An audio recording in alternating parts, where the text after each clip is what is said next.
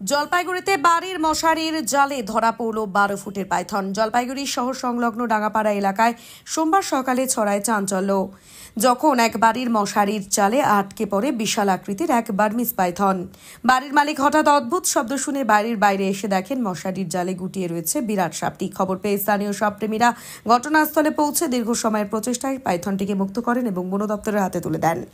সাপপ্রেমীদের অনুমান, সাম্প্রতিক টানা বৃষ্টিতে নদীর জল বেড়ে যাওয়ায় পাইথনটি পাশের বৈকুণ্ঠপুর জঙ্গল বা নদী পথ থেকে এখানে চলে এসেছে। সাধারণত এই এলাকায় এ ধরনের সাপ দেখা যায় না।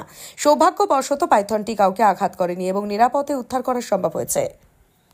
পাইথন, বার্মিজ রক পাইথন, এবং যেটুকু প্রাইমারিলি দেখা গেল এটা একটা ফিমেল, মোটামুটি লেন্থ 10 থেকে 11 ফুট আছে।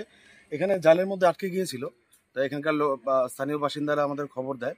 আমরা এসে সাপটাকে উদ্ধার করছি। এখন বন দপ্তরের সাহায্য নিয়ে এটাকে আমরা নিকটবর্তী কোনো জঙ্গলে এটাকে ছেড়ে দেওয়ার ব্যবস্থা করব। কি মনে হচ্ছে কোথা থেকে এসেছে বা কি?